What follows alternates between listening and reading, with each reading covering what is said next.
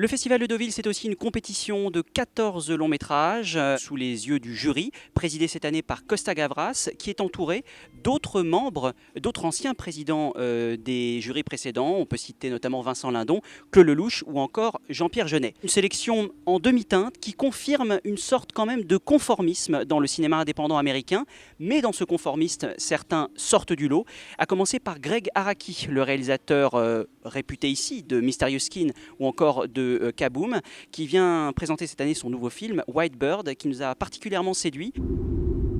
I was 17 when my mother disappeared. Mom? One day she was there, cleaning, making dinner, and the next... She's gone.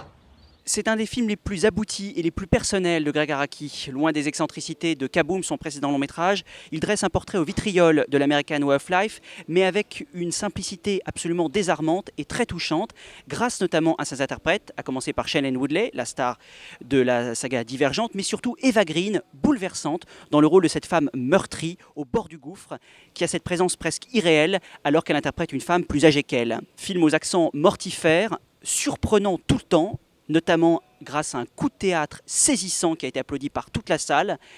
Allez voir ce très beau White Bird qui sortira en salle le 15 octobre. Nous avons pu rencontrer le réalisateur Gregg Araki lors de la conférence de presse. Il en a profité pour nous en dire un peu plus sur son film. Hundreds of wives go missing every week. Are you saying there's nothing we can do?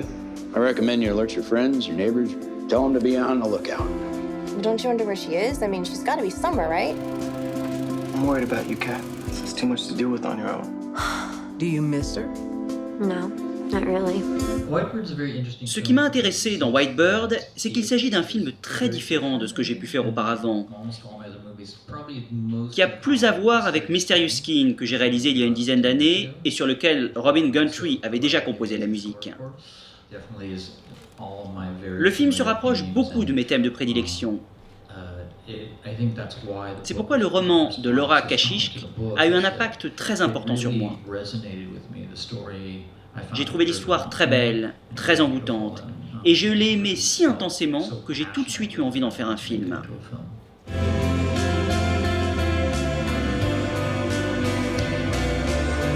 You know, the time when I was your age doesn't seem so far away to me. Such a fucking rebel. Welcome back, stranger. Done and done.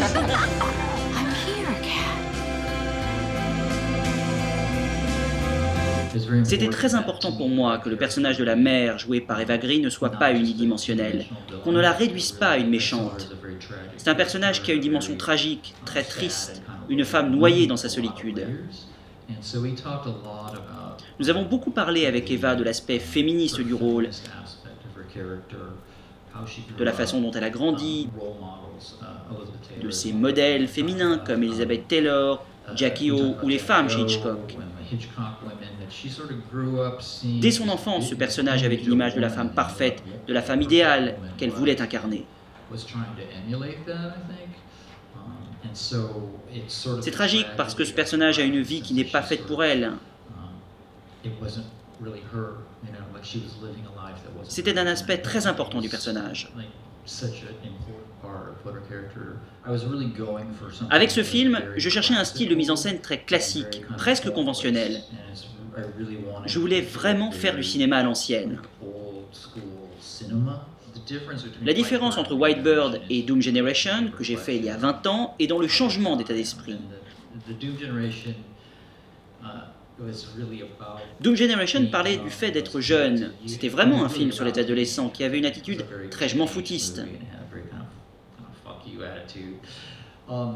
J'étais une personne différente à cette époque. J'étais plus jeune. J'ai 50 ans maintenant. White Bird est une réflexion sur ce changement.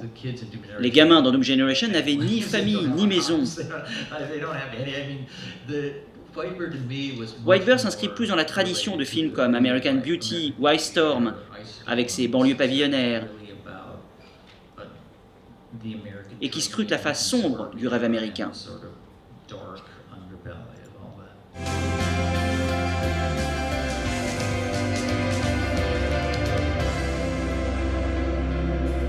And I assume You haven't heard from your mother. My mother's gone. She's never coming back.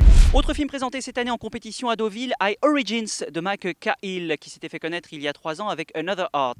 Il revient cette fois donc avec son second film, interprété par Brit Marling et Michael Pitt, une étrange histoire qui confronte la science à la spiritualité, la raison au sentiment. Dans une mise en scène un peu bancale, le film demeure en effet inégal, mais très intrigant par le sujet qu'il aborde, rarement traité dans le cinéma contemporain.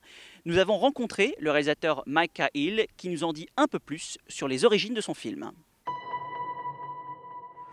I go to 7-Eleven, I buy some stuff. 11:11.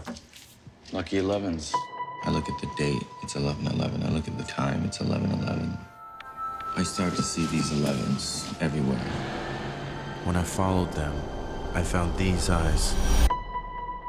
I'd like to tell you the story of the eyes that changed this world. Idea for the screenplay from science and the science of eyes. I think science is the domain of science is one where there's new ideas happening every single day, which is exciting for someone who likes to tell stories, because if you just read science and scientific journals and what's scientific blogs, you'll find a lot of inspiration. For me, I was inspired by the eyes, the fact that they're unique, it's your own, no two people have the same eyes, and the fact that there are these massive databases of people's eyes, just like their fingerprints, that ID them. With that science, I wanted to tell a love story, a story about 2 different types of love, the nuances of love, young romance and young passions and older sort of mature love, and look at the differences between the two. Every person on this planet has their own unique pair of eyes. You ever feel like when you met someone, they fill this hole inside of you? Are you okay, man? Yeah, okay. The way you talked was like poetic. To me, the best thing about living like a lab rat is that sometimes you actually discover something. You know, the white peacock symbolizes souls being dispersed throughout the world. We'd like to get married. There is no proof that there is some magical spirit living above us. Why are you working so hard to disprove God? Science and spirituality are 2 people that should be dating. They shouldn't be fighting. Science is the domain of the physical, of the realm of things that we can touch and see, either with microscopes or, gamma rays or infrared light, but still things that are in our natural world. And spirituality is the domain of the metaphysical world, the world that is beyond the natural world, the world that we can't perceive with our instruments or with our own perceptions. And there's a scene that sort of beautifully captures that in this movie when Sophie is in the laboratory and she's talking about the worms that Ian is genetically modifying to have another sense, to have the sense of vision. It follows very clearly, or very, very logically, that that there very well could be a metaphysical realm, a spiritual realm, that we can't perceive, that is directly or indirectly influencing the world that we can perceive. Once you kind of get comfortable with that idea, or if you can wrap your head around the logic of that, you see that science and spirituality don't have to be at odds with one another. I'm looking for someone. All I have is a picture of their eyes. Could you help me find her? What would you do if something spiritual disproved your scientific beliefs? Most people's doors are completely closed. What's behind the door? Love and anger and fear and joy and sadness.